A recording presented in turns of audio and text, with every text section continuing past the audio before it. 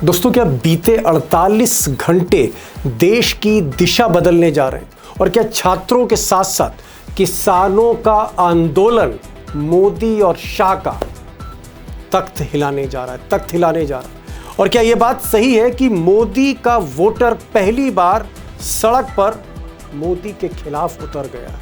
क्या यह सच है? अब इन तीनों सवाल के ये जो शख्स है यही जवाब दे सकते हैं, सटीक जवाब दे सकते हैं देश में, क्योंकि ये किसान आंदोलन में भी थे, ये कॉकरोच जनता पार्टी के आंदोलन मंच पर भी थे, और ये सोनम वांगचुक को भी जानते हैं। और ये शख्स राहुल गांधी को जब पुलिस पकड़ कर या घसीट कर प्रधानमंत्री के आवास मोदी के बंगले के बाहर से ले जा रही थी, तो योगेंद्र यादव भी वहीं पर थे और इनको एक ही गाड़ी में बैठा के पुलिस छत्रसाल स्टेडियम ले गई थी। छत्रसाल स्टेडियम से रिहा होने के बाद योगेंद्र यादव सीधे हमसे लाइव हुए और बहुत सी बातें आज उन्होंने बताई, लेकिन जो सबसे इम्पॉर्टेंट बात है योगेंद्र यादव का एनालिसिस है इन बीते 48 घंटों का कि आने वाला जो समय है मोदी जी के लिए बहुत डिफिकल्ट, बहुत मुश्किल होने जा रहा है। कि करप्शन से लेके और एथनॉल तक ये लोगों को अब चुभ रही हैं ये बातें, और ऐसे में जब नीट होता है और ये सब घोटाले होते हैं जी, तो लोग सड़क पे आ जाते हैं। तो ये थोड़ा नहीं, मोदी जी के लिए काफी दिक्कत का समय होने वाला है। अब योगेंद्र यादव ने इस एक्सक्लूसिव इंटरव्यू में कई सवालों के जवाब दिए, जैसे कॉकरोच जनता पार्टी आगे क्या करने जा रही, जब से जंतर मंतर पर उन्होंने रिगेन किया, दोबारा लौटे हैं, आगे का उनका बड़ा प्लान क्या है। सोनम वांगचुक जो सरकारी अस्पताल से प्राइवेट हॉस्पिटल शिफ्ट कर गए, उनकी नेक्स्ट स्ट्रैटेजी क्या होगी, उस पर भी मैंने बहुत कुछ पूछा है योगेंद्र यादव जी से। मैंने ये भी पूछा है कि आज जो विपक्ष प्रधानमंत्री के बंगले के बाहर गया तो क्यों गया, क्योंकि आप भी थे वहाँ पर। योगेंद्र यादव भी राहुल गांधी के जस्ट बराबर में खड़े थे और उनको भी पुलिस घसीट कर बस में ले गई। क्यों राहुल गांधी वहाँ पहुँचे थे, आगे राहुल गांधी क्या करने जा रहे हैं, उस पर भी सवाल हुए। कुछ कॉन्स्पिरेसीज पर भी मैंने बात करी है। कॉकरोच जनता पार्टी को लेकर कुछ विवाद हैं, आम आदमी पार्टी कांग्रेस को लेकर कुछ विवाद हैं, उस पर भी मैंने कई सवाल किए हैं। और सबसे बड़ी बात, योगेंद्र यादव ने हर विवाद, हर बड़े सवाल पर खुलकर जवाब दिया। उनकी हर लाइन में कुछ आपको नई बात पता लगने जा रही है। इंटरव्यू थोड़ा सा लंबा है, गौर से सुनिएगा, बहुत सी जानकारी है। योगेंद्र जी, आप दोनों ही मंच पर दिखे, राहुल गांधी के साथ भी दिखे, उधर जो बच्चों का मूवमेंट है वहां भी आप मंच पर दिखे। मैं एक चीज जानना चाह रहा था, पिछले 48 घंटे में आप मौके पे ही थे, सड़क पर ही थे, और आज तो आपको पुलिस बस में ठूस कर ले गई और आपको डिटेन भी कर दिया राहुल गांधी के साथ। मैं एक चीज जानना चाह रहा था, जो हमने 12 साल में किस्तों में देखा, टुकड़ों में देखा, पिछले 48 घंटे से हम उसकी फिल्म देख रहे हैं। अब ट्रेलर नहीं है, फिल्म है। और इन 48 घंटों में मोदी और शाह को क्या हो गया है? कहीं लाठी चल रही है, कहीं आंसू गैस के गोले दागे जा रहे हैं, और कहीं राहुल गांधी को, लीडर ऑफ अपोजिशन, मेरी क्या बिसात है, Rahul Gandhi leader of opposition जमीन पर घसीट के उनको जो है बस में ठूसा जा रहा है। अखिलेश यादव, प्रियंका गांधी, आप और तमाम नेता, ये हो क्या रहा है मिस्टर मोदी को? बौखलाए क्यों इतना? कुछ तो हुआ है। राजनीति ऐसी अजीब चीज होती है, कई बार आपको लगता है कि 2 महीने में 2 दिन लायक बात नहीं हुई, और कभी लगता है 2 दिन में 2 महीने जैसी कहानी हो गई है। पिछले 2 दिन कुछ ऐसे ही बीते हैं। आप यूं समझ लीजिए, जब से सोनम वांगचुक को सरकार ने गिरफ्तार किया और तब से लेके अब तक ये 3 दिन का वक्फा आप समझ लीजिए, अचानक इतना कुछ हो रहा है। सबसे बड़ी बात, सड़क आबाद हो गई है। सड़क आबाद क्यों हो गई है? क्योंकि इस सरकार की हर तिकड़म, हर चाल औंधे मुंह गिर रही है। ये जो कॉकरोच जनता पार्टी वाला फिनोमेना था, मैं इसके बारे में लिखता रहा हूं, कई साथियों से मतभेद, लेकिन मैं ईमानदारी से लिखता रहा हूं। आपने शुरू में ही बोला कि मैं वहां भी था और राहुल गांधी के साथ भी था, क्योंकि मैंने पहले दिन से एक बात कही है, न मेरे लिए कॉकरोच जनता पार्टी महत्वपूर्ण है, ना मेरे लिए दीपके महत्वपूर्ण है, ना मेरे लिए सोनम वांगचुक महत्वपूर्ण है, ना मेरे लिए राहुल गांधी महत्वपूर्ण है, ना मेरे लिए कांग्रेस पार्टी महत्वपूर्ण है, ना मेरे लिए मेरा संगठन महत्वपूर्ण है। आज के समय में सबसे महत्वपूर्ण है वो युवा, इस देश के वो करोड़ों युवा जिनके मन में गुस्सा है, खीज है, हताशा है, लेकिन आकांक्षा भी है। उसको सामने रखें। जो मंच जिस स्थिति में उस आकांक्षा को, उस गुस्से को अभिव्यक्त करता है, उस आकांक्षा को आगे बढ़ाता है, वहां खड़े होना चाहिए। इस जी। दृष्टिकोण से देखें तो ये कॉकरोच जनता पार्टी का फिनोमेना, जिसको पहले सबने बहुत ही हल्के में लिया था, और मुझे भी संदेह था कि ये जो सोशल मीडिया सेंसेशन है, ये जमीन पे उतर पाएगा या नहीं उतर पाएगा। लेकिन पिछले हफ्ते भर में पूरा सेंटिमेंट बदला। मुझ जैसे लोगों ने पहले दिन से इसको सपोर्ट किया था, क्योंकि मैंने कहा था, जी। मैंने कॉकरोच जनता पार्टी के मंच से कहा था कि भाई मैं इसको पार्टी मानता नहीं। नाम इन्होंने पार्टी जरूर रख दिया चुटकुले के रूप में, लेकिन ये पार्टी है नहीं। ये एक जन आंदोलन है, और जन आंदोलन जिसमें युवाओं के गुस्से की अभिव्यक्ति का एक तरीका निकल रहा है, इसलिए इसका समर्थन करना चाहिए। दुनिया की हर डिक्टेटरशिप एक ऐसे पॉइंट पे पहुंचती है, ऐसे अहंकार की पराकाष्ठा पे पहुंचती है, जब उसको लगता है सब कुछ मैनेज किया जा सकता है, किसी को पैसे से, किसी को लालच से, किसी को धमका के, किसी को मार के, और छोटी से छोटी गलती स्वीकार करने को तैयार नहीं होती, क्योंकि उसे लगता है कि छोटी सी भी बात को अगर पीछे हट गए तो गुब्बारा पंचर हो जाएगा, और इसलिए फिर वो बड़ी गलती करते हैं, क्योंकि छोटी गलती को स्वीकार नहीं कर सकते। एक छोटी गलती को छुपाने के लिए 100 बड़ी गलतियां आपको करनी पड़ती हैं। मुझे लगता है मोदी सरकार कम से कम इस मायने में उसी दिशा में बढ़ रही है। जी। कई छोटे-छोटे सवाल हैं पिछले 48 घंटों में, और मुझे लगा कि मैं एक-एक करके आपसे पूछता चला जाता हूँ। एक तो अचानक जेपी नड्डा बुलाते हैं और फिर कॉकरोच जनता पार्टी से 2 लोग जाते हैं, नुमाइंदे जाते हैं, आशुतोष जाते हैं, सौरभ दास जाते हैं और उनको एंगेज रखते हैं वो। मतलब जिस वक़्त आपका आंदोलन जुलूस पीक पर है, उस वक़्त उनको एंगेज रखा जाता है 11:50 से और शाम के 4 बजे तक, और उसके बाद एक फ़ोटो भी जारी करते हैं जानबूझकर, वो गोदी मीडिया पे खूब फ़ोटो चलाई जाती है। इसका आशय क्या था? क्योंकि मुझे ऐसा लगता है कि जेपी नड्डा सिर्फ़ एक रबर स्टैम्प की तरह मोदी की तरफ से आए, और अगर कुछ बातचीत होती तो मेरे ख़्याल टॉक्स शुरू हो जानी चाहिए थी। ये जेपी नड्डा अचानक कैसे अवतरित हुए जुलूस वाले दिन, क्रूशियल टाइम पे? क्या लगता है आपको? बीजेपी की क्या रणनीति थी वो तो बिल्कुल साफ समझ आती है। 20 तारीख से पहले की रणनीति थी इग्नोर करो, क्या कर लेंगे, कुछ नहीं होगा, कोई हवा नहीं निकले, कोई लोग नहीं आएंगे, आएंगे 2-4 हजार देख लेंगे। जब रात को इंटेलिजेंस इनपुट्स मिले होंगे तो फिर फैसला किया होगा कि चलो जरा बैठा लो, बहला लो, चाय कॉफी पिला दो, जैसे सरकारी बड़ी अच्छी चाय कॉफी पिलाते हैं, साथ में आपको बिस्किट जी। बिस्किट काजू खिला देते हैं, तो ये सब करके रखो, और अटकाए रखो बच्चों को। और जितना अटकाए रखोगे, और बाद में फोटो फोटो आते ही टाइम्स ऑफ इंडिया को देखिए ना, कितनी सुंदर हेडलाइन लगाने का मौका मिला कि जेपी जी। नड्डा, ताकि सरकार कितनी उदार है। तो बीजेपी क्या खेल कर रही थी तो मुझे साफ समझ आता है। आंदोलन के नेता इस इनविटेशन में क्यों जा रहे थे, आपको सच कहूं तो मुझे अभी भी स्पष्ट नहीं आता। कि जिस दिन आंदोलन है, मैं समझता हूं कि आप उनसे बात करना चाहते थे, करना चाहिए, बिल्कुल आप खुले थे, लेकिन उस लेकिन दिन नहीं, टाइमिंग। दिन उस दिन जब आपने देश के हजारों लोगों को बुलाया, हजारों की जगह दसियों हजारों लोग आ गए, जी। चारों तरफ थे, और जिन लोगों को आपने कॉल दी है वो दिल्ली की हर सड़क पे बिखरे हुए हैं, उस वक्त 4 में से 2 प्रमुख नेता मंत्री जी का 2 घंटे इंतजार करें, और उसके बाद एक मीटिंग करें जिसके बारे में वो खुद आके कहें कि हमारे 4 घंटे बर्बाद किए आपने।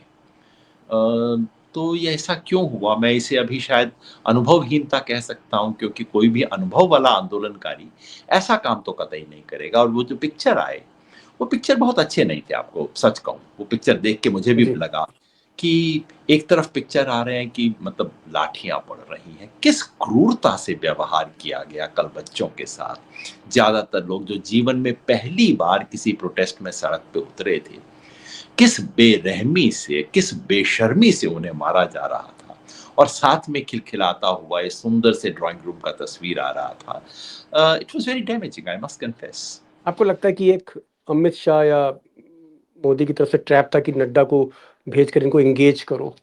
वही बच्चे बाद में समझे काफ़ी समय कोई बाद। बहुत गहरा भी ट्रैप नहीं था। ये तो बड़ी साधारण से खेल खेले जाते हैं पॉलिटिक्स के अंदर। ये तो छोटे-छोटे आईएएस अफ़सर भी ये खेल खेल लेते हैं आंदोलनकारियों के साथ। लेकिन थोड़ा-सा अनुभव जब आपको होता है तो आप इस तरह की चीज़ में कहते हैं, हाँ साहब, आज आपको सुबह याद आया, 20 तारीख की सुबह याद आया कि आप हमसे बात करना चाहते हैं। चलिए अब रात को बात करेंगे, थोड़ा बिज़ी हैं फिलहाल तो। इतना कोई भी थोड़ा-सा भी अनुभव जी। वाला आंदोलनकारी इतनी बात तो कह देता है। तो क्या उसके बाद नड्डा साहब की कोई बातचीत या कॉकरोच जनता पार्टी की कोई बातचीत अभी तक हुई या कोई अभी? जानकारी में नहीं, और मुझे नहीं लगता कि उसका कोई मतलब था। बातचीत का कोई मतलब था ही नहीं। बातचीत का मतलब केवल ये दिखाना था कि हम बातचीत कर रहे हैं और टाइम्स ऑफ इंडिया को एक अच्छी-सी फ़ोटो देना था और पूरे गोदी मीडिया की गोदी के अंदर एक सुंदर चीज़ रखना था। तो काम खत्म, पैसा हज़म, हो गया, हो गई बातचीत। जी, जैसे किसानों के साथ जो बातचीत की जाती थी, उस बातचीत का उद्देश्य केवल बातचीत करना था। लेकिन किसान संगठन चूँकि थोड़ा अनुभवी थे, तो वो जानते थे कि ठीक है, उस बातचीत को भी अपने लिए इस्तेमाल किया करते थे। बातचीत में बातचीत थोड़ी होनी थी। अभी तक कोई बातचीत नहीं। क्या टाइम को नड्डा एंगेज जी करना। बातचीत करेंगे कि धर्मेंद्र प्रधान का इस्तीफा हो, इस पे बात कर सकते हैं। तो बातचीत तो ना होनी थी, ना हुई है। और ये सरकार जी, किसी भी तरह के किसी संवाद के कोई मूड में नहीं है। सरकार जिस जिस स्टेज पर पहुँच चुकी है अहंकार की पराकाष्ठा पे, इनके लिए बातचीत करना संभव नहीं है। ये मैनेज करना जानते हैं और ये नड्डा जी का मुलाकात सिर्फ़ उस मैनेजमेंट का एक हिस्सा था। ये भी उस एक रणनीति का हिस्सा था। इससे फालतू मुझे तो कुछ दिखाई नहीं देता। जी। एक चीज़ और, क्योंकि अब ये आंदोलन मुंबई में हो रहा है, हैदराबाद में, बैंगलोर में, मुझे तो ये पता लगा कि कस्बों तक में चला गया। जो मुझे कुछ पत्रकारों ने बताया जो उत्तर प्रदेश से हैं या महाराष्ट्र से हैं, कि कस्बों तक में ये आंदोलन हो रहा है। तो एक बहुत बड़ी ज़िम्मेदारी है, क्योंकि एक अगर लाखों बच्चे इसमें शामिल हो रहे हैं और बच्चे बहुत इमोशनल होते हैं, तो आपको क्या लगता है कि इस वक़्त एक इतनी बड़ी ज़िम्मेदारी, आप भी मंच पे दिख रहे थे, तो ये डिसीज़न कौन लेता है? कोई कमेटी है, वो डिसीज़न लेती है, या ये जो तीनों बच्चे हैं, अभिजीत और सौरभ और आशुतोष, ये लेते हैं, या वो सोनम से इनपुट लेते हैं, आपसे इनपुट लेते हैं? मतलब डिसीज़न कैसे होते हैं? क्योंकि अब बहुत बड़ी ज़िम्मेदारी है। आप सही कह रहे हैं, बहुत बड़ी ज़िम्मेवारी। देखिए, जब भी कोई आंदोलन शुरू होता है, तो शुरू होता है एक अनौपचारिक तरीके से। कुछ लोग जी, जिनको लगता है कुछ होना चाहिए, वो मिल के शुरू करते हैं। कोई उनका विश्वास नहीं करता, लोग उन पे हँसते हैं, लेकिन फिर भी वो हिम्मत से उस चीज़ को चलाते हैं। दुनिया का हर आंदोलन, आंदोलन ही क्यों, दुनिया की हर बड़ी कंपनी भी ऐसे ही शुरू होती है। लेकिन जल्द ही कोई भी कंपनी अपना बोर्ड बना लेती है, कोई भी आंदोलन अपनी कमेटी बना लेता है। और मैं समझता हूँ एक तरह से 20 तारीख वो एक क्रिटिकल स्टेज था, जी, अ, जिसके बाद ये उम्मीद करनी चाहिए कि ऐसी कोई ना कोई स्ट्रक्चर बनेगी। जहाँ तक मैं देख पाया हूँ, हालाँकि उनकी एक अपनी डिसीजन मेकिंग बॉडी है और उन्होंने मुझे कहा कि एक second tier of decision making भी है। ऐसा कुछ है, लेकिन अभी भी जो तमाम किसी भी आंदोलन का एक स्वाभाविक गति, एक सफल और लंबे बड़े आंदोलन की स्वाभाविक गति होती है कि मुट्ठी भर लोगों से शुरू होता है और फिर बाद में जो लोग जुड़ते चले जाते हैं, उन्हें जोड़ने के लिए कुछ व्यवस्थाएं बनाता जाता है और उसका एक संस्थाकरण, एक इंस्टीट्यूशनलाइजेशन उसका होता जाता है। अभी 1 महीने पुराने आंदोलन से ये सब अपेक्षा करना थोड़ा ज़्यादती भी हो सकती है। लेकिन जी। मैं ज़रूर कहूँगा कि अब हम इस स्टेज पे पहुँच गए हैं जहाँ कुछ इन चीज़ों को व्यवस्थित बनाया जाए, क्योंकि जो आपने असली बात कही है, बहुत बड़ी ज़िम्मेवारी यस। है। लाखों लोग आप पे भरोसा करके दिल्ली में आए हैं। कैसे-कैसे बच्चे, मुझे झांसी से एक लड़की अकेली आई हुई है। एक जी। व्हीलचेयर के ऊपर रिसर्च स्कॉलर आया हुआ है। 3 लड़कियाँ देहरादून में बिना किसी को बताए हुए यहाँ पे आई हैं करने के लिए। क्या-क्या रिस्क लेके लोग आए हैं। इन सब की ज़िम्मेवारी इस आंदोलन के कंधे पर है और इसलिए बेहद ज़रूरी है कि ये तमाम चीज़ें की जाएँ जिनका आपने ज़िक्र किया। सोनम वांगचुक को, क्योंकि आप उनके काफ़ी करीब भी हैं और आप दोनों इस आंदोलन से जुड़े हुए हैं, उनको सफदरजंग से प्राइवेट हॉस्पिटल में ले गए हैं। उनकी अब स्ट्रैटेजी क्या है? क्या उस फास्ट को लंबा खींचेंगे, या उन्हें उम्मीद है कि धर्मेंद्र प्रधान हटाए जा सकते हैं, ऐसा कुछ आपको लगता है? देखिए, मैं ये नहीं कहूँगा कि मैं बहुत नज़दीक हूँ। हाँ, मैं सोनम वांगचुक का प्रशंसक ज़रूर रहा हूँ। अ, क्योंकि कई लोग हैं जो उनके 370 के उनके स्टैंड इत्यादि को लेके काफ़ी क्रिटिकल रहे हैं, और दिल्ली शहर है जहाँ हर कोई एक-दूसरे पे शक से शुरुआत करता है। जी, मैं अमूमन शक से शुरुआत नहीं करता, मैं मान के शुरुआत करता हूँ कि सामने वाला बंदा ठीक ही होगा। तो सोनम वांगचुक से कई बार मिलने का मौका मिला है, ख़ासतौर पे लद्दाख के सवाल पे उनसे लंबी बातचीत हुई है, गहरा व्यक्ति है और शिक्षा के क्षेत्र में काफ़ी संजीदा और गहरा काम किया है। हिम्मत चाहिए भाई कोई स्कूल खोलने के लिए जिसमें आप सिर्फ़ फ़ेल बच्चों को एडमिट करोगे, इसके लिए हिम्मत चाहिए किसी को भी। तो उस आदमी ने एक मादा दिखाया है, एक अलग मिट्टी का बना हुआ आदमी है, तो मैं उनको गंभीरता से लेता हूँ, उनकी बात को। जहाँ तक उनका आज का स्टैंड है, क्योंकि जब से उनको लेके गए हैं अस्पताल में उसके बाद मेरी उनसे बातचीत नहीं हुई है। जी, उनका जो स्टैंड है लिखित है, स्पष्ट है कि या तो सरकार अकाउंटेबिलिटी ले, यानी कि जिसका कोडेड मतलब है कि धर्मेंद्र प्रधान इस्तीफा दें, या फिर अ, संसद में या फिर उनको एमपीज़ मिलें, एमपीज़ ज़ाहिर है ऑपोज़िशन के एमपीज़ मिलें और उन्हें भरोसा दिलाएँ कि संसद में इस पर गंभीर बहस होगी। तो एक तरह से सोनम वांगचुक ने कोई एक असंभव किस्म का स्टैंड अपना नहीं लिया है, और वो भी एक जी, गांधीयन जिसके अंदर आप एक बड़ी चीज़ की घोषणा करते हैं, लेकिन एक फ्लेक्सिबिलिटी की गुंजाइश छोड़ के रखते हैं। वो उन्होंने छोड़ के रखी है, और मुझे लगता है कि जिस तरह से कॉल हुआ है, मुझे तो लग रहा था कि सोनम वांग जितना कॉल को समर्थक मिला, उसके बाद सोनम वांगचुक अपना अनशन पूरा कर लेंगे। लेकिन उन्होंने कहा कि जिस तरह से बच्चों को मारा-पीटा गया, उनको बहुत पीड़ा हुई है और वो इसलिए एक्सटेंड कर रहे हैं। मुझे भरोसा है कि जब संसद में कल या परसों इस पे चर्चा होती है और कुछ सांसद उन्हें जाके कहेंगे ही कि हाँ, हम इस चर्चा को आगे ले जाना चाहते हैं, तो शायद अभी भी मेरी आशा है कि वो अगले 1-2 दिन में अपने अनशन को अब त्यागने की घोषणा करेंगे। इसमें आप कह सकते हैं कि इसमें आशा भी है मेरी। हाँ भाई, आशा तो है, मैं चाहता हूँ हाँ, कि लेकिन अगर उनको, पार्लियामेंट में बहस शुरू हो जाए, जो आज राहुल गांधी ने मसला उठाया था। तो मेरे ख्याल में कल ही शुरू हो सकती है। तो ऐसा होगा तो मेरे ख्याल में वो पुनर्विचार करेंगे, ऐसी मेरी संभावना है और ऐसी मेरी आशा भी है। एक और मतलब बड़े आज कंट्रोवर्शियल सवाल आ रहे हैं। एक चीज़ और है कि लोग कह रहे हैं, एक परसेप्शन बना हुआ है कि साहब ये जो कॉकरोच जनता पार्टी है, ये इसके पीछे आम आदमी पार्टी है, इसके पीछे केजरीवाल है, इसके पीछे वही लोग हैं। अब क्योंकि आप पहला वाला जो अन्ना मूवमेंट था उसमें भी आप थे, इस मूवमेंट में भी हैं और मुझे लगता है आप एकमात्र ऐसे व्यक्ति हैं जो वहाँ भी थे, यहाँ भी थे। क्या ये एक तरह का मिथ है, एक तरह का मतलब आपको वहाँ उस मंच पर जाके क्या लगा कि इसमें कोई कनेक्शन है या कोई कनेक्शन नहीं है? दीपक भाई, गाना होता था ना, उसका स्टेंजा, कुछ लोग जो ज़्यादा जानते हैं, इंसान को कम पहचानते हैं। ये ज़्यादा जानना बीमारी है राजनीति की, और दिल्ली श कॉन्स्पिरेसी थ्योरीज़ जी। Conspiracy theories. दिल्ली शहर कॉन्स्पिरेसी थ्योरीज़ का शिकार रहता है। और जब भी मैं कॉन्स्पिरेसी थ्योरी सुनता हूँ, कोई मेरे को चुपचाप से आके कोई व्हाट्सएप मैसेज दिखाता है, कोई कान में फुसफुसा के कुछ कहता है, तो मेरा उसका जवाब ये होता है कि मैं तो मान के चलता हूँ कि ऐसा हुआ ही होगा। अन्ना आंदोलन के बारे में भी मेरी एक थ्योरी है। ये सब कॉन्स्पिरेसी थ्योरी की केवल और केवल आरएसएस का षड्यंत्र था जिसकी वजह से हुआ, मैं ऐसा कुछ आज भी नहीं मानता हूँ। आरएसएस ने ज़रूर मदद की होगी, बीजेपी ने ज़रूर उसके पीछे अपनी जुगत बिठाई होगी, और इसमें क्या कॉन्स्पिरेसी है भाई? मैं तो हर मान के आदमी फ़ायदा उठाता है। कि दुनिया में जब भी कोई भी ऐसा आंदोलन होता है जो सरकार पर उंगली उठाता है, विपक्ष उसका कहीं ना कहीं फायदा उठाने की रणनीति बना रहा होगा, नहीं तो बेवकूफ है वो।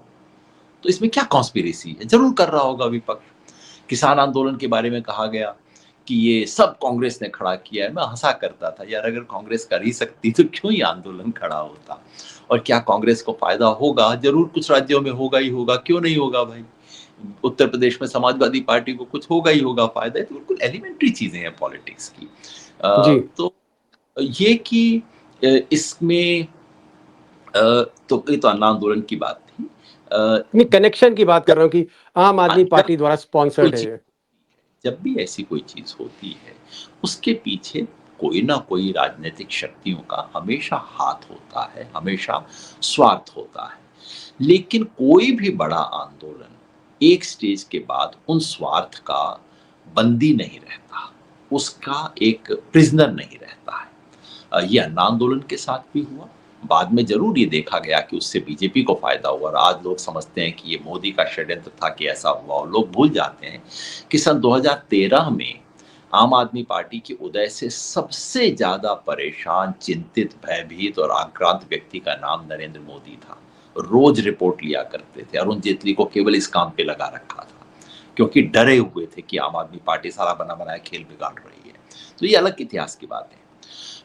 क्या ये जो कॉकरोच जनता पार्टी बनाने वाले कुछ लोगों का आम आदमी पार्टी से रिश्ता था? निश्चित था, इसमें तो कोई छुपी हुई बात हो ही नहीं सकती। पहले था जी। पहले था।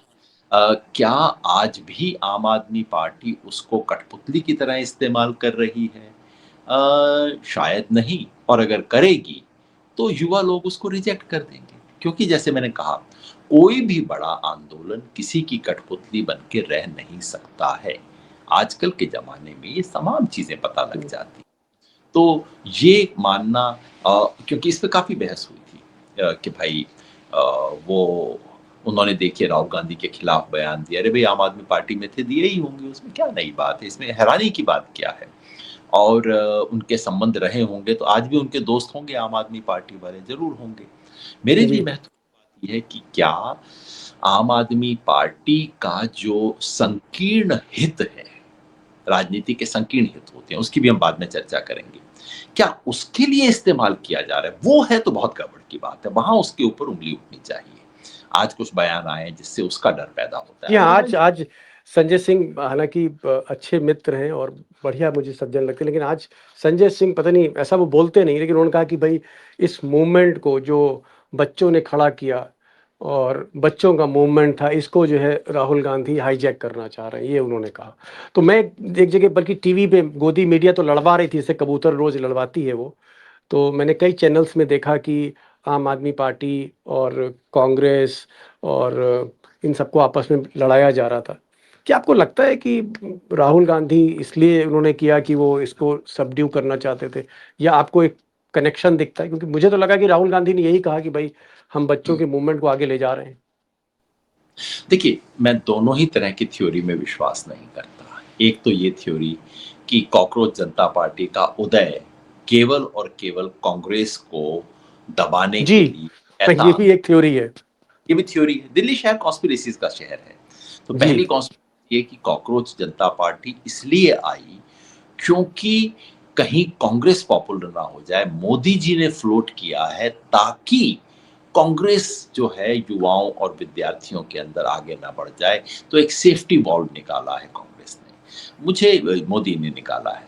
मुझे इस थ्योरी में कोई विश्वास नहीं है। ऐसी कुछ-कुछ बातें चलती रहती हैं दिल्ली में, हर कोई हर एक क्यों के नहीं बारे में। विश्वास है आपको? कुछ इसके पीछे लॉजिक आपका अ, कि क्यों आपको लगता है कि मोदी का ये फ्रंट नहीं है, अमित शाह का फ्रंट नहीं है? देखिए, पहली बात तो ये है कि कोई भी रूलिंग पार्टी बैठे-बैठाए अपने खिलाफ कोई बड़ा आंदोलन क्यों करवाएगी? जी, दूसरा, अगर करवाएगी मान लीजिए, तो उसको सफल क्यों होने देगी? उसमें लाखों लोगों को आने क्यों देगी? और अगर आने देगी तो उनको डंडों से क्यों पिटवाएगी? अपनी इतनी भद्द क्यों उड़वाएगी? पिछले 48 घंटे में जो कुछ हुआ है, उसने सरकार की जो बची-खुची नैतिक आभा थी, उसको नोच दिया है बुरी तरह से। अब मैं ये नहीं मानता, मोदी जी और शाह साहब के बारे में मेरे जो भी विचार हों, कोई बहुत अच्छे विचार नहीं है, आप भी जानते हैं। मैं कम से कम उन्हें बेवकूफ़ नहीं मानता।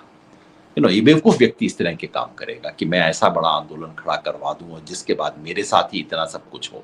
तो इस थ्योरी को मैं नहीं मानता कि ऐसा कुछ हुआ होगा, और यूँ भी ये मानना कि इस देश में जब भी कोई बड़ा आंदोलन हो, कांग्रेस सत्ता में होगी तब भी कांग्रेस के खिलाफ होगा, और कांग्रेस विपक्ष में होगी तब भी कांग्रेस के खिलाफ होगा।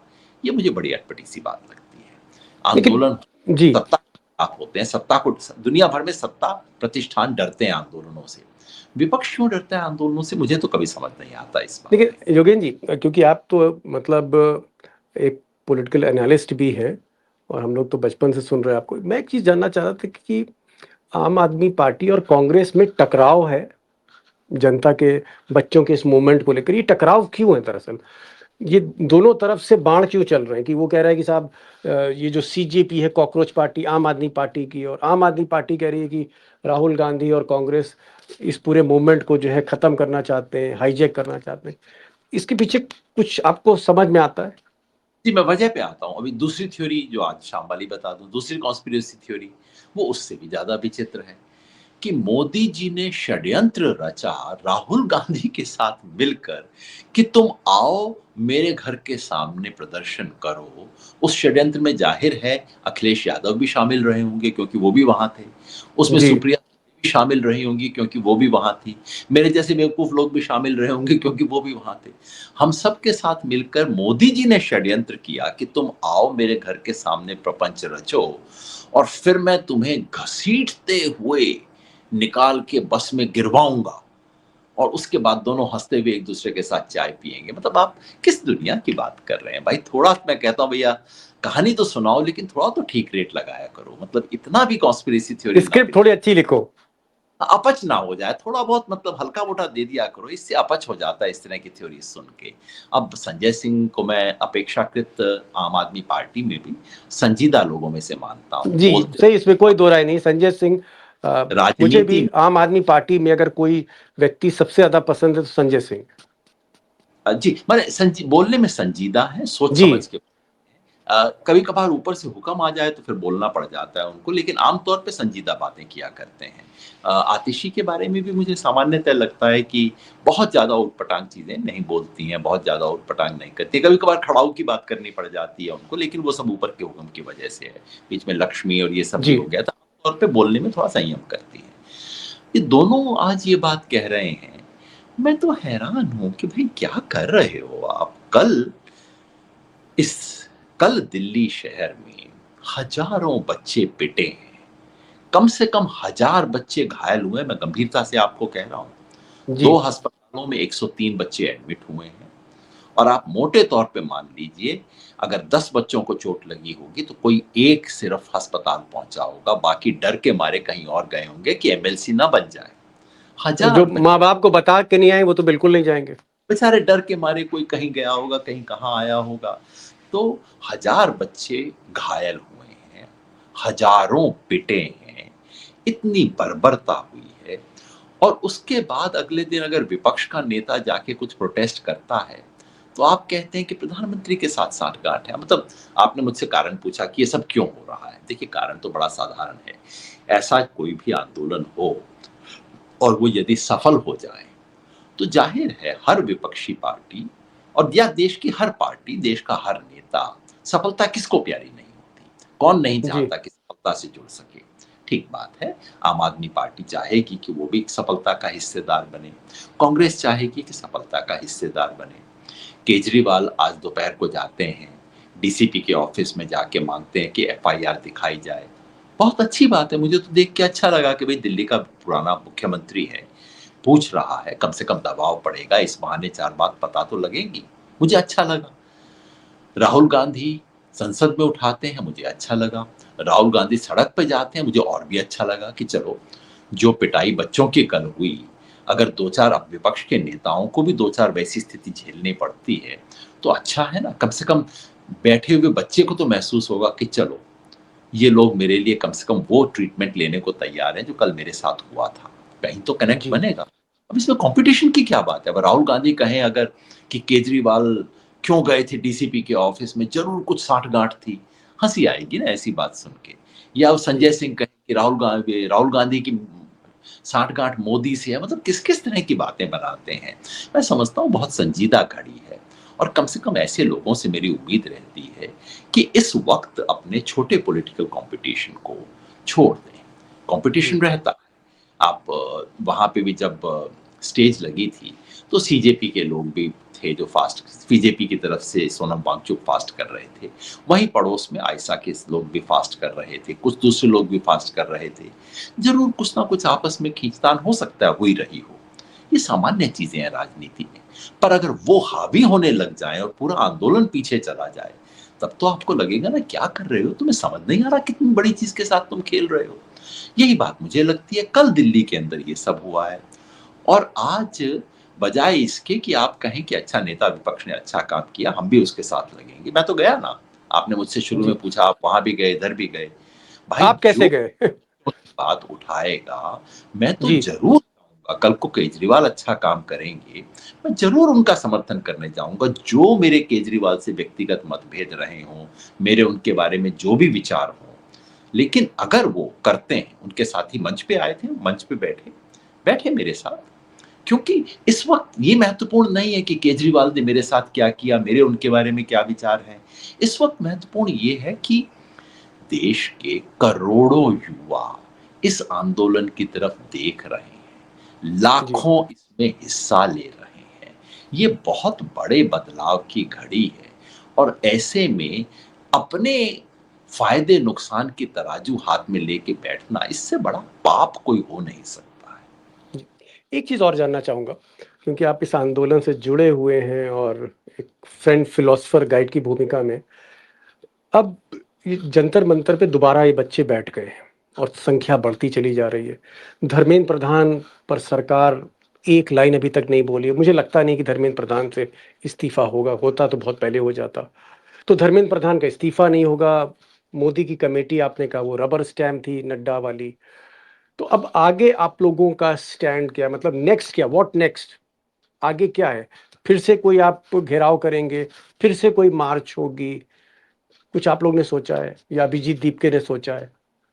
देखिए, फ्रेंड फिलोसोफर और गाइड तो मैं आपकी निगाह में हूँ और मुझे अच्छा लग रहा है कि आप समझ रहे हैं ऐसा, मगर ऐसा कोई है नहीं। जो लोग शुरू करते हैं आंदोलन चलाना उनकी ज़िम्मेवारी होती है और उनका एक प्रेरोगेटिव भी होता है कि वो आंदोलन को चलाएँ। तो इस आंदोलन के सारे निर्णय वो युवा लोग ले रहे हैं, जिन्होंने हिम्मत से इस आंदोलन को खड़ा किया।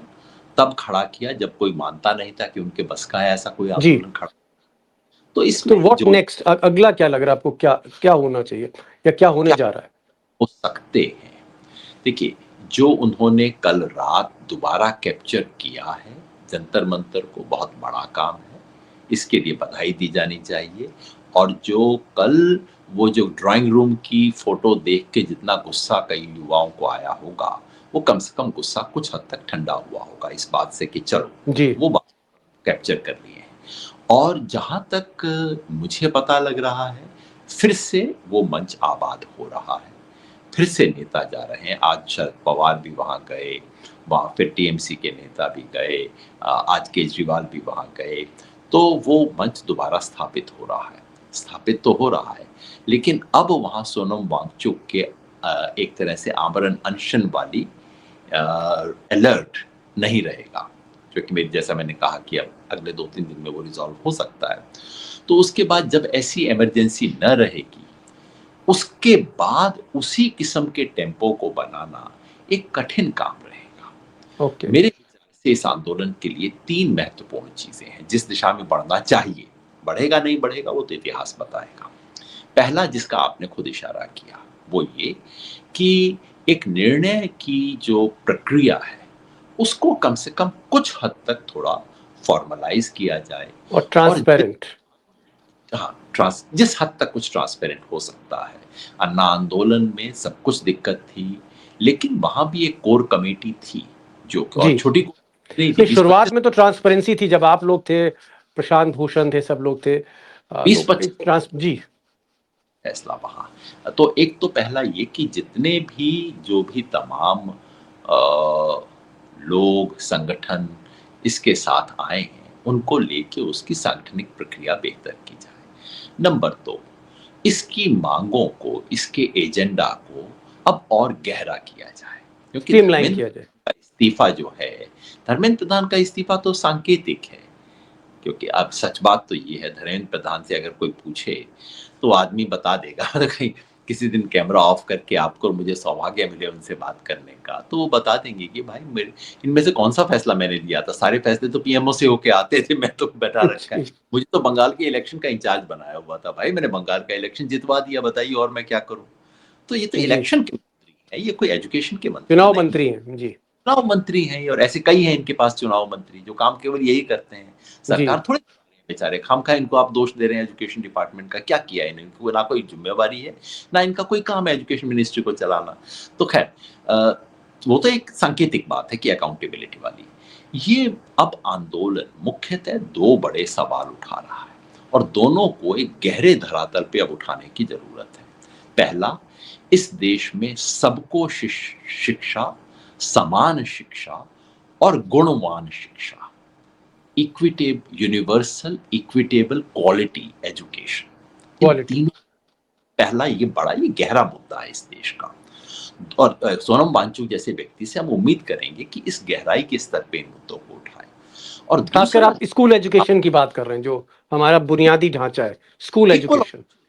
अब आज इस देश में एजुकेशन और हायर एजुकेशन क्या है, जिसके बाप की जेब में जितना पैसा है वैसा स्कूल खरीद सकता है, वैसी डिग्री और खरीद सकता है। सरकारी स्कूल, जो स्कूल एजुकेशन भी गड़बड़ है। स्कूल से लेके ऊपर तक पहले यूनिवर्सिटीज बची हुई थी, अब यूनिवर्सिटी में भी प्राइवेट यूनिवर्सिटी आ गई है। तो जी। क्या अच्छा है इक्वल एजुकेशन इस देश में? तो पहला तो एजुकेशन के सवाल को, एजुकेशन में सिस्टेमिक रिफॉर्म्स हो, फंडामेंटल चेंजेस हो, उसकी बात की जाए। और ये जो बिल्कुल प्राइवेटाइजेशन, कमर्शियलाइजेशन और बीजेपी के चलते जिसको सेफ्रनाइजेशन कहते हैं, मैं तो उसको जी। भगवाकरण नहीं कहता, मैं तो शिक्षा का घटियाकरण कहता हूँ, वो किया जा रहा है। इस सब से मुक्ति तो एक तो ये है। दूसरा बड़ा सवाल जो पैदा होता है वो हर हाथ को काम, एम्प्लॉयमेंट। हमारा पूरा ग्रोथ एम्प्लॉयमेंट विहीन है। है ही ना नहीं। सिर्फ वहां जीडीपी आपकी 6% बढ़ गई, एम्प्लॉयमेंट आपकी 1% भी नहीं बढ़ती है, घट जाती है एम्प्लॉयमेंट आपकी। जीडीपी 7% बढ़ जाती है, एम्प्लॉयमेंट घट जाती है। कैसे हो रहा है ये? इसका मतलब क्या है? पॉपुलेशन आपकी बढ़ रही है, जीडीपी आपकी बढ़ रही है, एम्प्लॉयमेंट आपकी बढ़ नहीं रही है, जहां मैटर करती है वहां घट रही है। ऊपर से आ रही है एआई जो बंटाधार कर देगी सब चीजों का। कारखाने बंद हो रहे हैं, कंपनियां बंद हो रही हैं, तो छटनी क्या हो रही। है पास? आज जो बच्चा यूनिवर्सिटी कॉलेज में पढ़ रहा है उसको दिखाने के लिए क्या है आपके पास?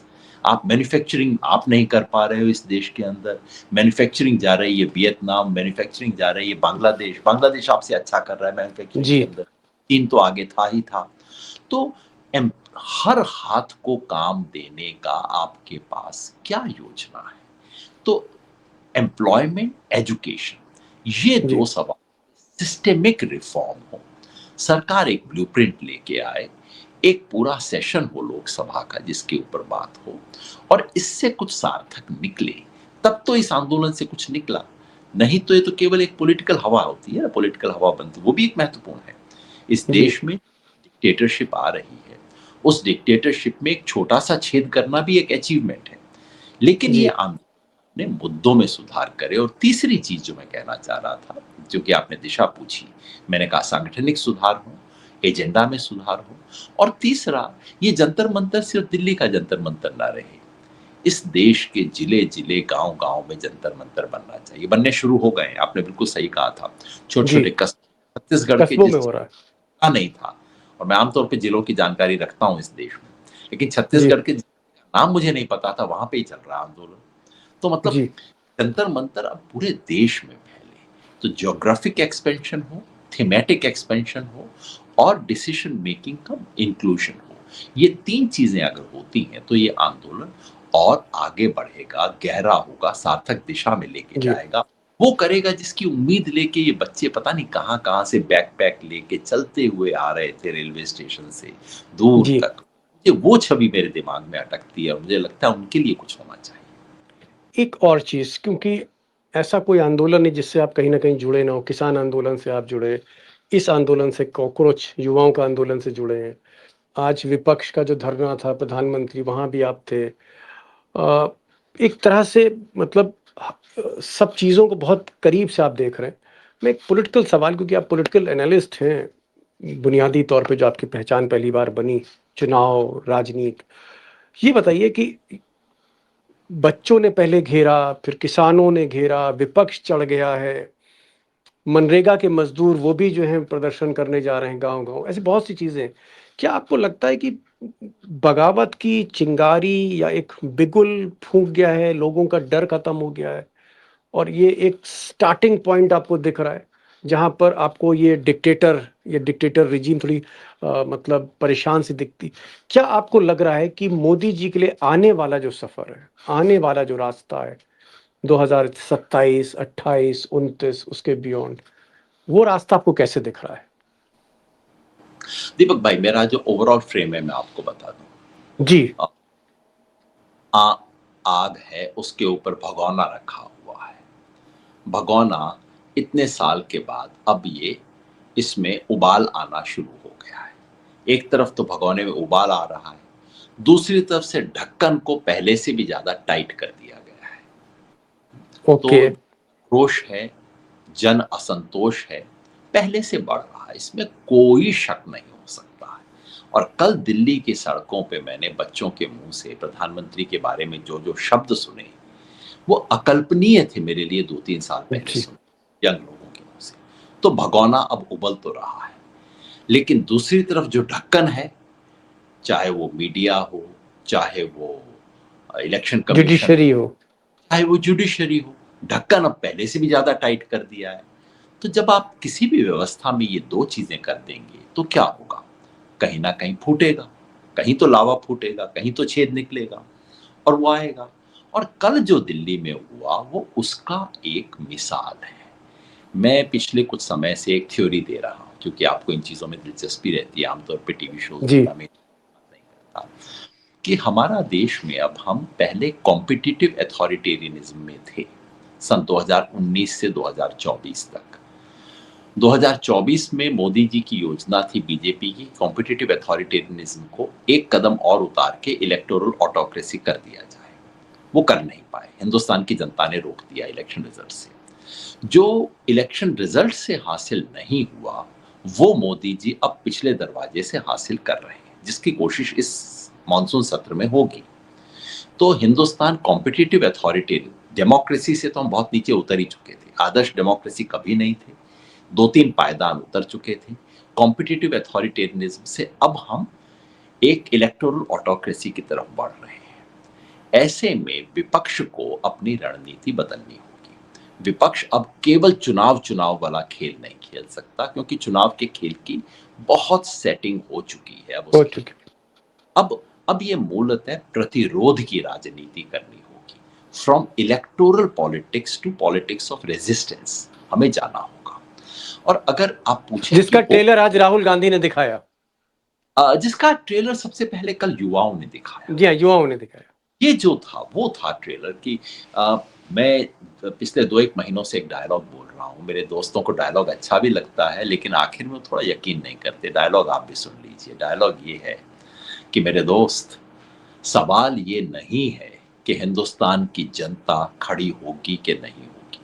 सवाल सिर्फ इतना है कि जिस दिन जनता खड़ी होगी, कहीं हम तो नहीं बैठ जाएंगे। तो मेरे दोस्त पिछले 2 महीने से ताली भी बजा रहे थे और कह रहे थे, पर योगेंद्र जी होगा, कब होगा, हमारे आंखों देखे होगा या नहीं।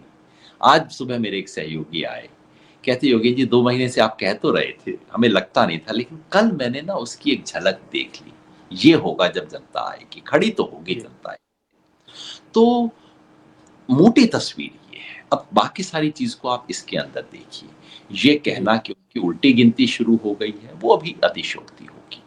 लेकिन ये कि ये जो भगोना है, इसमें कहीं तो लीक अब हो रहा है। भगोने में से कहीं तो भाप निकलेगी, बाहर निकलेगी, किसी ना किसी तरह से निकलेगी। ये भारत है, ये रशिया नहीं है, जिसको डिक्टेटरशिप की इतनी आदत पड़ गई है कि पुतिन 25 साल से चले जा रहे हैं, कोई उनको सवाल नहीं पूछ रहा। भारत है, जनता में असंतोष है, अभिव्यक्त होगा। और जब ऐसा असंतोष होना शुरू होता है और रूलर ने ऊपर से सब कुछ अरेंजमेंट कर लिए हैं, तो उसे फिर समझ नहीं आता, वो एक के बाद एक गलतियां करना शुरू करता है। ये सब अहंकार से पैदा हुई गलतियां हैं, लेकिन दुनिया जी। का हर इस बीमारी का शिकार होता है। तो जी। तो हम धीरे धीरे उस दिशा में जा रहे हैं, जिसका मतलब है कि विपक्ष के नेताओं पे जिम्मेवारी पहले से भी ज्यादा बनती है, क्योंकि अंततः जो कुछ होगा वो इसके थ्रू ही होगा ना।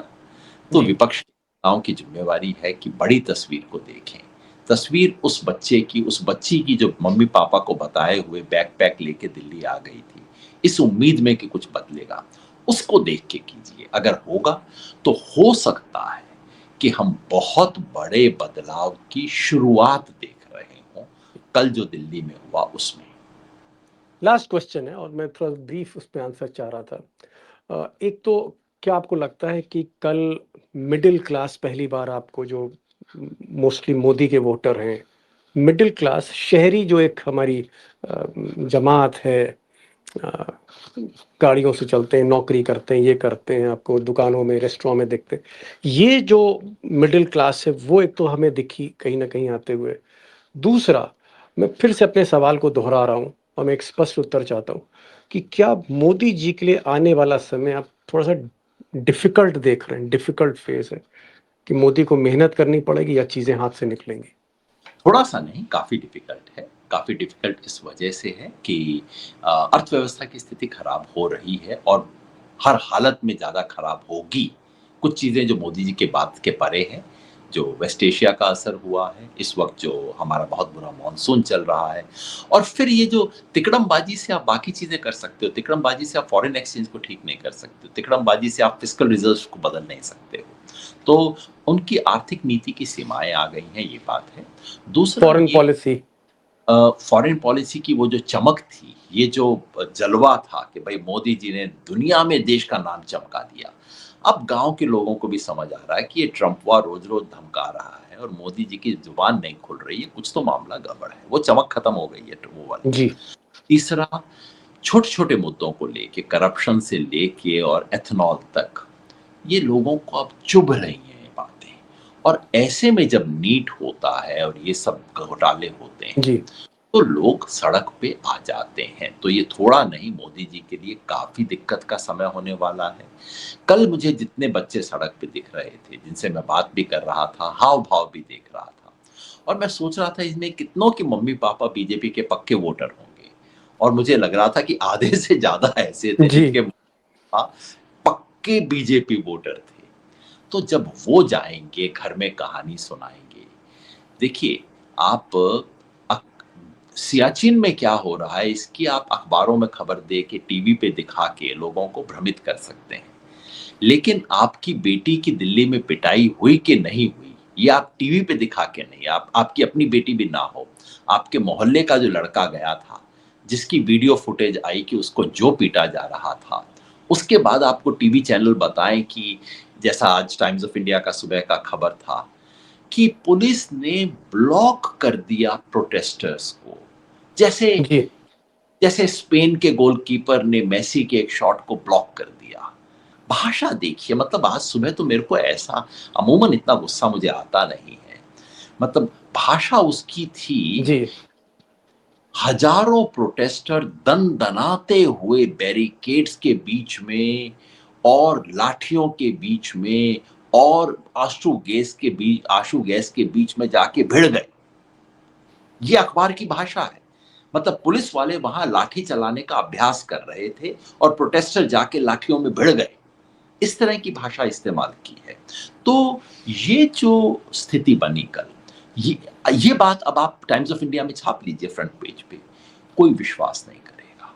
क्योंकि अंततः अनुभव जहां होता है, वहां आप झूठ नहीं और चला घर के सकते। सामने सब तो कुछ हो रहा है। तो झूठ की अब सीमा आ रही है और इसलिए बिल्कुल ये कठिन घड़ी है और इस देश में जो मेरे आप जैसे लोग लोकतंत्र की उम्मीद आज भी लगा के बैठे हैं, उनके लिए एक अवसर है, एक उम्मीद की घड़ी भी है। इस देश में लोकतंत्र में अगर इस गुब्बारे में कहीं छेद होता है, तो इससे इस देश को फ़ायदा होगा। लेकिन इसीलिए बेहद संजीदगी की ज़रूरत है। इसलिए अपने छोटे-छोटे झगड़ों को अपनी पॉकेट में रखने की ज़रूरत है। इसलिए एक बड़ी तस्वीर को आगे रखने की ज़रूरत है। ज़रूरत। तो ये योगेंद्र यादव से 2-3 बातें बहुत इम्पोर्टेंट कहीं, हालाँकि सारी ही उनकी लाइनें इम्पोर्टेंट थी। एक तो उन्होंने कहा कि कठिन समय, टाइम इज़ डिफ़िकल्ट। दूसरा उन्होंने एक एग्ज़ाम्पल दिया कि एक ऐसा भगोना जिस पर जो उबल रहा है, उबाल आ रहा है, लेकिन ढक्कन टाइट किया कर दिया है जुडिशरी का, मीडिया का। ये विस्फोट कभी भी हो सकता है। और ये कह रहे हैं कि जो पहला जो टच स्टोन, जो पहला पैरामीटर, जो पहला आप कह सकते हैं जो संकेत दिखता है, वो कल जिस तरह से बच्चों ने घेराव किया संसद का चारों तरफ से और उन पर जिस तरह बर्बर लाठी चार्ज हुआ, आंसू गैस छोड़े गए, ये एक कैटलिस्ट की तरह काम कर रहा है। ये एक तरह से एक नई लकीर खिंचती हुई दिख रही है कि कहीं न कहीं डर खत्म हो रहा है, लोग सड़कों पर आ रहे हैं, मिडल क्लास आ रहे हैं, शहरी लोग आ रहे हैं और मोदी का जो वोटर है, जो अब तक किसी तरह से हिंदुत्व पे या जिस तरह से भी खींचते रहे मोदी जी, वो उनके आगे मोदी जी कहीं न कहीं एक्सपोज़ हो रहे हैं। और दूसरी तरफ विपक्ष को योगेंद्र जी ने कहा है कि थोड़ा-सा संजीदगी के साथ आगे बढ़ें और बच्चों का जो मूवमेंट है, इसका जो विज़न है, इसका जो कैनवास है, उसको बड़ा किया जाए और अभिजीत दीपके हों या उनके साथ जितने साथी, थोड़ा-सा ट्रांसपेरेंसी लाएँ और उनके जो इश्यूज़ होने चाहिए, वो शिक्षा जो है देश की, उसको एक बड़े कैनवास में देखें। भाई योगेन जी, बहुत कुछ आपने बताया, लेकिन एक लाइन जो आपने कही कि the time is very difficult for mister Modi. मुझे लगता है अगर मोदी जी भी इंटरव्यू देखेंगे, तो कहीं न कहीं एक मैसेज तो उनको जा ही रहा है। बहुत-बहुत शुक्रिया, आप इतनी देर रात में हमने इंटरव्यू किया और आप आए। आज आप दिन भर व्यस्त थे और आपकी एक तरह से गिरफ्तारी भी हुई, आपको छत्रसाल स्टेडियम में भी रखा गया। पुलिस की गाड़ी आपको घुमाती रही, उसके बाद भी आप आए। Thank you so much sir, thank you so much for joining this program. Thank you so much.